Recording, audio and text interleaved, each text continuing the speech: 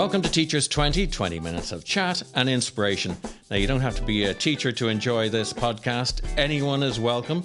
And you don't even have to be one of the teachers working with us at the moment in St. Michael's in Louth, Chapel Primary in Chapel St. Leonard's, or St. Helena's Willoughby in Lincolnshire. You're welcome wherever you are. Just hit subscribe and subscribe to this podcast. That would be fantastic. We won't ask you again. He's lying. He will ask you again. Hello, Sue. How are you today? I'm very well, thank you, Ben. And I did try that lowering myself into the seat. Oh, did you? Yeah, I did try it. We talked about this. So this was an exercise whereby you had to do a very simple thing to make a change in your life. And the challenge I sent you was that you just had to lower yourself into a seat rather than chuck yourself in. And tell me, what happened? So I was ridiculed, laughed at, and it's made no difference to my life. Well, let that be a lesson to you that teachers cannot be trusted. You can't be trusted.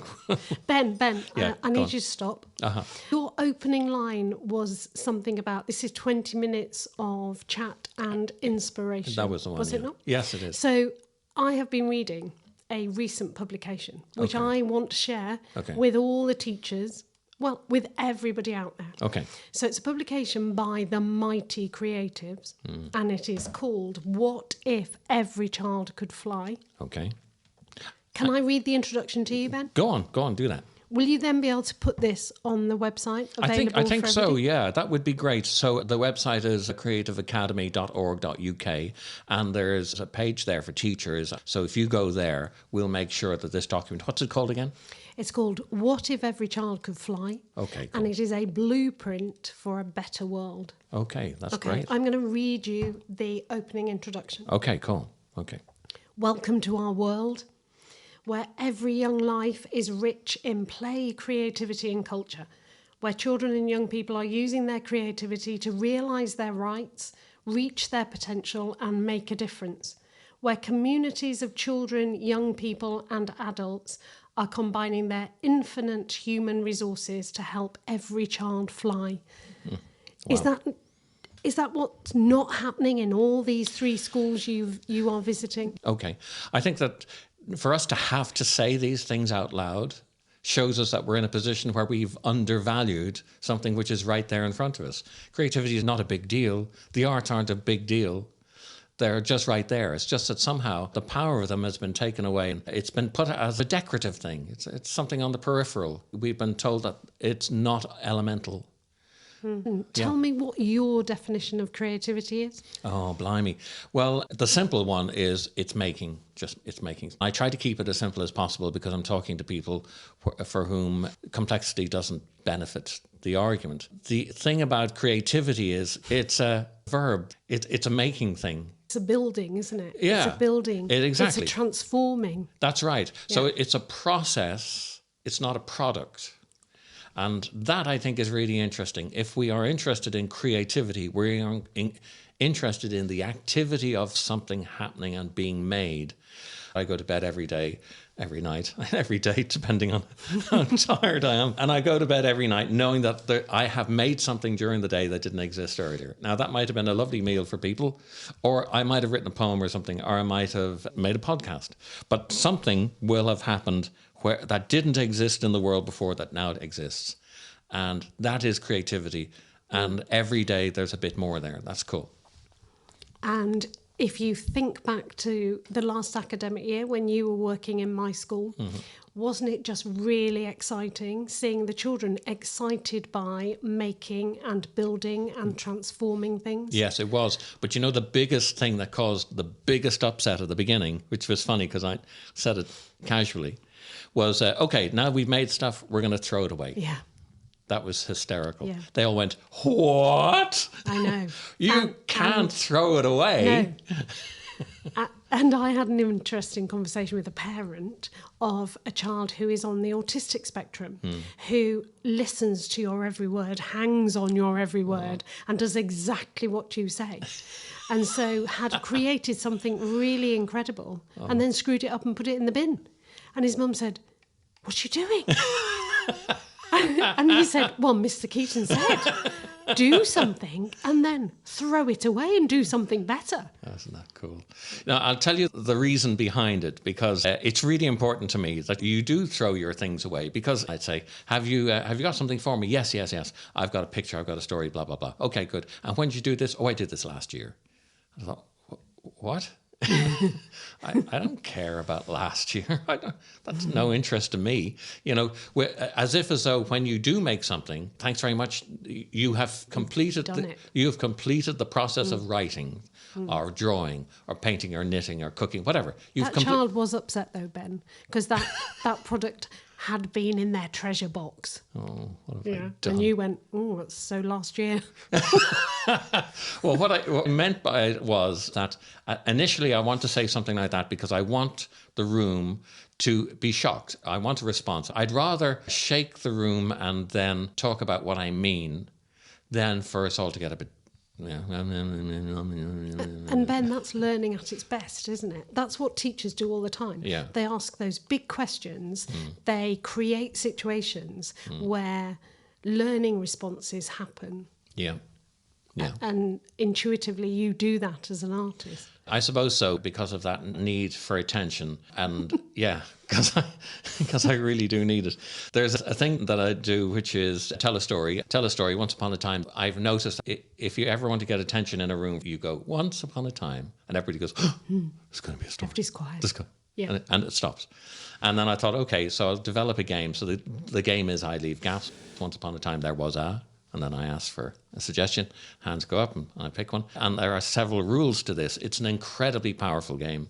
Very, very powerful game. But also because every single suggestion must be taken. And the children begin to realize that everything they have will go in. And now they start to trust the fact that I will accept them. So the other day I did one. And this person, her name was, and a kid puts up his hand. Very often they put up their hand without knowing what the answer is. They just want to be, part of the action. Part of the action. Me. And her name was, and I used what he said. The whole room laughed. But anyway, there was a kid there sitting down the front. And I'm used to this answer, and so I know how to deal with it. And so this person had a superpower. What was that superpower? Hands go up. A kid down the front. What was the superpower? Poo. Whole room laughs. Superpower is poo. Okay. And I know that if any bodily functions will cause a huge eruption in the school, which is great. Terrific. That was really interesting. But the thing that was so funny, Sue, was that we carry on with the story. And because I'm a writer, I know structure of story. So I can make sure that we have an inciting incident, and we can have the right kind of crescendos, and we can have resolutions and everything. I can put that in because I understand the story structure. So that's my bit. And later on, if we do this game again, I tell them what the story structure is, so they become aware of story structure. So the game starts to appear simple, but it becomes more and more complex in the sense of how people will structure a story, and they become aware of it. But they also become aware that they can say poo. And they can say poo for everything. And this happens sometimes, okay? So the character has superpowers poo. Okay, and so they come over the hill, and there's a person riding a, yes, poo. Okay, I see where we're going. But after a while, they realize, oh, okay, well, he will take everything. Anyway, Miss Addison, this was in St. Michael's in Louth. Everybody is being led out of the room, and he's one of the last people to go out. And I realize that he's really staring at me, but from the side of his eye. And I look over at him a few times, and he's got this most evil smile, like, oh, I know the answer to all the questions in the world.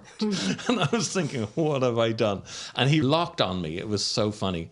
And he walked out the room almost tripping, with this smile stuck on his face going, I know the answers, I know the answers. So I think that maybe Miss Addison will have a word with me. Pooh is not the answer to everything. No. But Ben, let me tell you, when you came to play the Once Upon a Time story at school, children went out into the playground in their first break and carried on playing. Oh, isn't that cool? Yeah. Isn't that great? Took children away on a residential, checking to see how they were in their dormitories and what they were up to. They were playing the Once Upon a Time story. Wow. I know. Isn't that cool? And, I didn't know that. as teachers, we spend a long time in our English lessons helping children to understand story structure and the build-up and the dilemmas and the resolution and the final ending. And that your game is a perfect way to do just that, but through that oral storytelling. Because they do feel in charge. Yeah. Elemental to it. That's so interesting, isn't it? That ownership is so important. Yeah. Even to the point of destruction. It doesn't matter if it breaks because you're going to make another. You're going to throw it away. Yeah. Yeah. And as teachers, Ben, actually that's quite hard for us. Oh, yeah. To hand over ownership to our learners. We're dictatorial in the classroom. We are the most important thing, or we think we are. But handing over ownership to children is what we have been talking about, isn't it? Yeah, it's is. that Yeah. powerful strategy to get them to engage in the learning.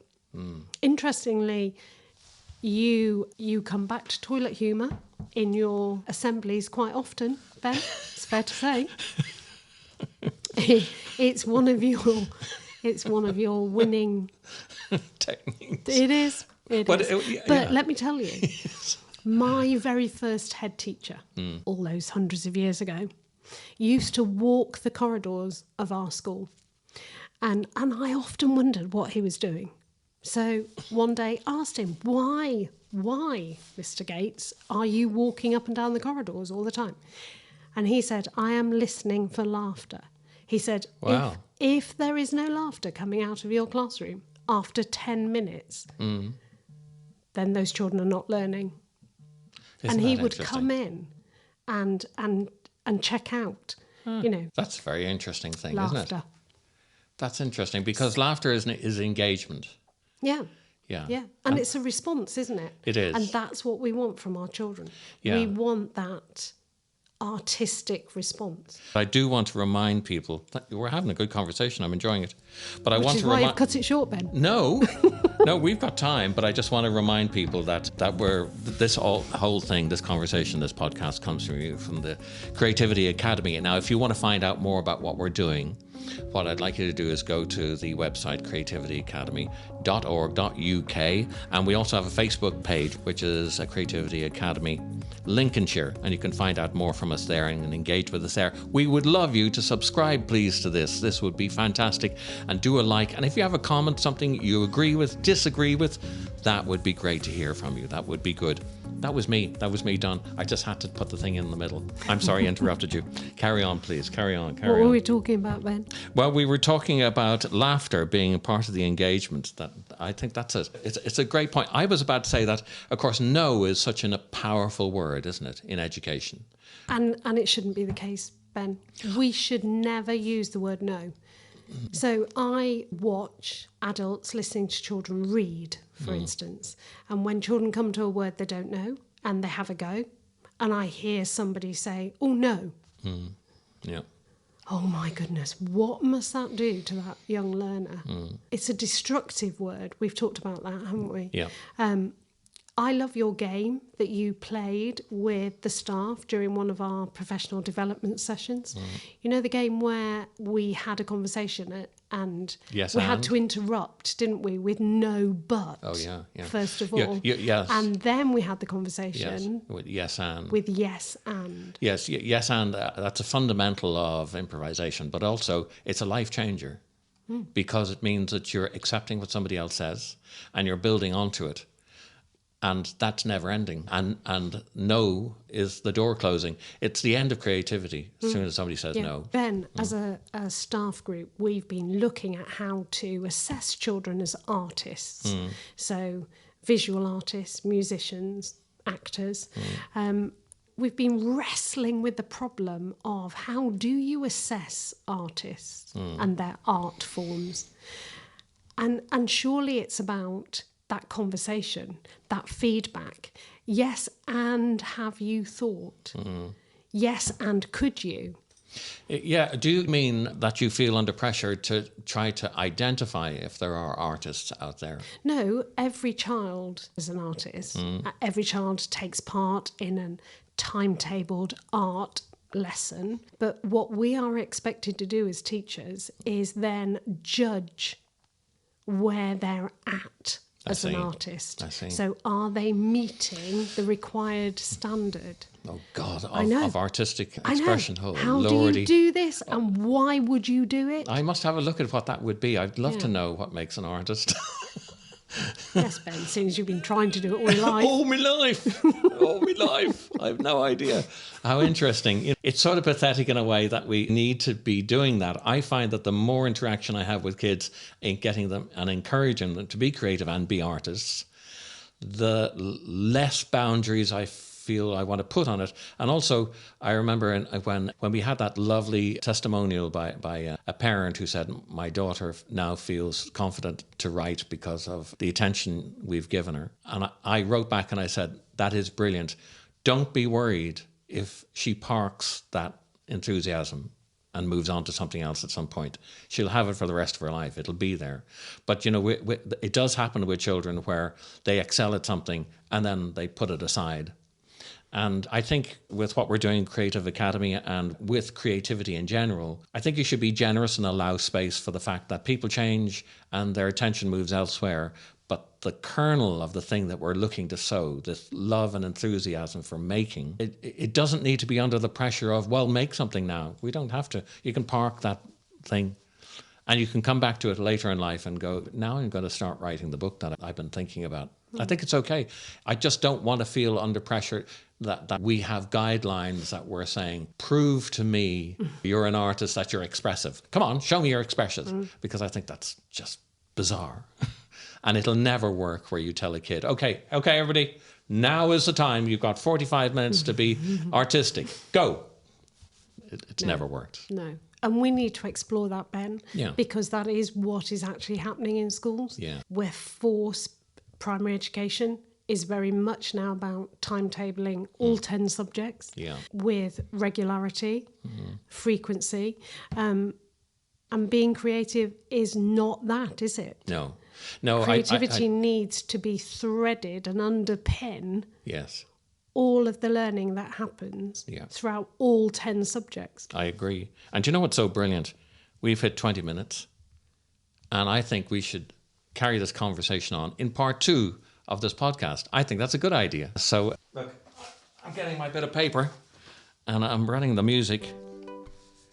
It's been really nice talking to you, Sue. And we're going to continue this conversation in part 2 of this very simple and brilliant podcast series. I'm really enjoying this.